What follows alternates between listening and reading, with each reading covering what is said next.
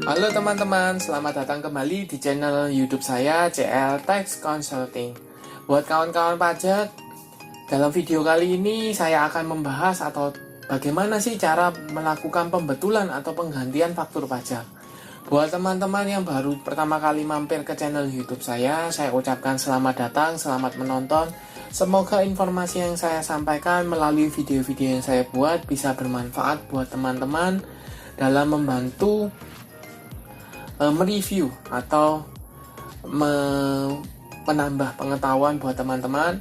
Kemudian buat teman-teman yang sudah like, share, dan subscribe channel YouTube saya ucapkan terima kasih banyak atas support dan dukungannya sehingga channel ini bisa berkembang menjadi lebih baik lagi. Oke, tanpa berpanjang lebar kita langsung masuk ke pembahasan, yaitu bagaimana sih cara pembetulan atau penggantian dari faktur pajak. Yang pertama, pembetulan atau penggantian karena baik salah dalam pengisian, penulisan sehingga tidak memuat keterangan yang benar, lengkap, dan jelas. Jadi, ketika teman-teman membuat faktur pajak, mungkin ada yang salah dalam arti keterangan barangnya ada yang salah, jumlah barangnya mungkin ada yang keliru, atau item barangnya ada yang keliru. Nah, teman-teman dikasih kesempatan untuk melakukan pembetulan atau penggantian faktur pajak. Nah, bagaimana mekanismenya? Yang pertama, dilakukan oleh PKP yang membuat faktur pajak dengan menggunakan aplikasi e-faktur umum ya, atas permintaan pembeli atau penerima jasa kena pajak atau atas kemauan sendiri. Misal, teman-teman kasih faktur pajak, kemudian sama lawan transaksi di review. Loh, ini kan itemnya berbeda, tidak sama. Nah, teman-teman sudah terlanjur buat faktur pajaknya, maka mekanismenya bisa melakukan faktur pajak pengganti. Atau teman-teman sadar duluan, teman-teman PKP mengecek, loh kok keterangannya berbeda atau itemnya beda nih, salah nih, harganya salah nih. Nah, bisa diganti seperti itu.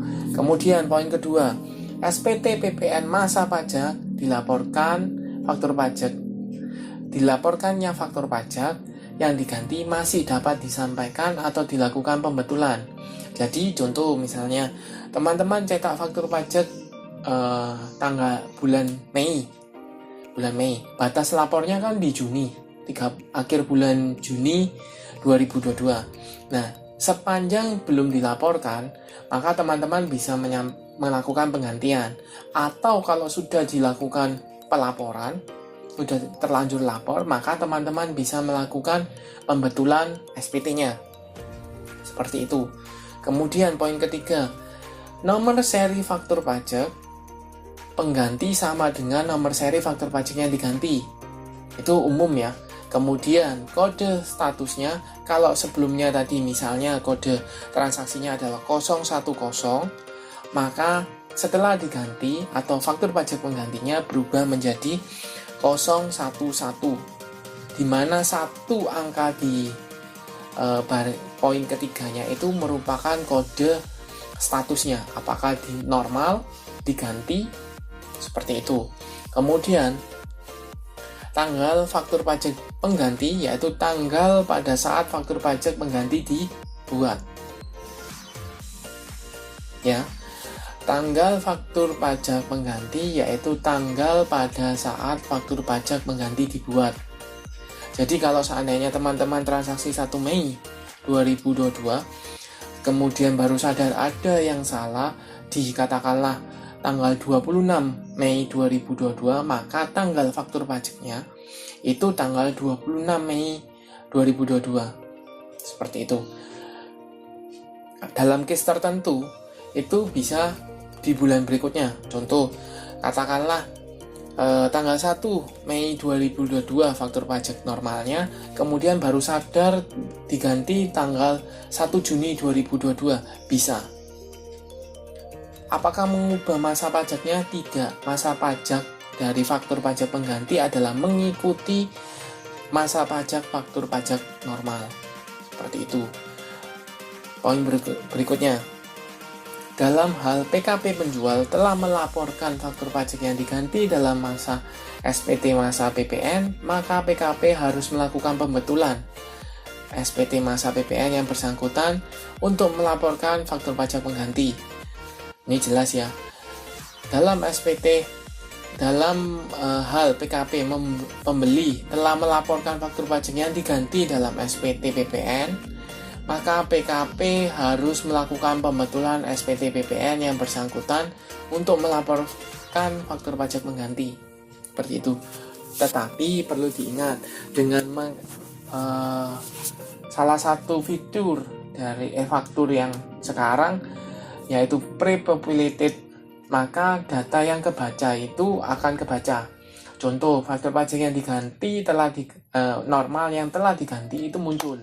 Jadinya pakai kode 011 seperti itu.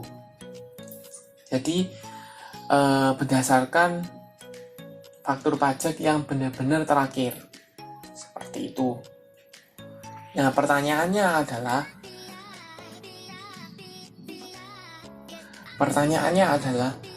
bagaimana dengan, kan tadi sempat dijelaskan ya, atau sebelum-sebelumnya saya sudah sempat jelaskan ada batas waktu pelaporan atau penguploadan faktur pajaknya seperti itu. Nah, misal nih tanggal transaksinya 1 Mei 2022. Kemudian kita baru tahu itu ada kekeliruan itu tanggal 16 Juni. Kan Mei, batas upload itu adalah tanggal 15 Juni 2022. Tapi kita baru sadar tanggal 16 Juni 2022. Bagaimana? Ingat, yang dilihat adalah tanggal faktur pajak. Kalau teman-teman ingat adalah tanggal pelaporannya adalah tanggal 15 bulan berikutnya ya, dari tanggal faktur pajak. Nah, kalau teman-teman buat faktur pajak penggantinya tanggal 16 Juni, maka tanggal 15 bulan berikutnya adalah 15 Juli. Jadi faktur pajak penggantinya masih bisa di-upload. Seperti itu. Lain halnya kalau seandainya 1 Mei transaksi, kemudian baru dibetulkan atau baru ada faktur pajak pengganti, itu katakanlah di 30 Mei 2022. Tapi kelupaan diupload sampai tanggal 16 Juni. Maka faktur pajak penggantinya itu tidak bisa diupload. Nah, bagaimana cara solusinya kalau faktur pajak pengganti? Solusinya adalah ganti di bulan berikutnya, yaitu tanggal tadinya kan 30 Mei, gantilah jadi tanggal 1 Juni atau tanggal dilakukannya penggantian. Seperti itu. Jadi cukup clear ya, cukup jelas ya. Bila ada pertanyaan silakan komen di kolom komentar, sebisa mungkin saya akan bantu jawab. Seperti itu. Terima kasih sudah menonton. Jangan lupa like, share, dan subscribe channel YouTube saya. Dan nantikan informasi-informasi baru tentang perpajakan berikutnya. Terima kasih.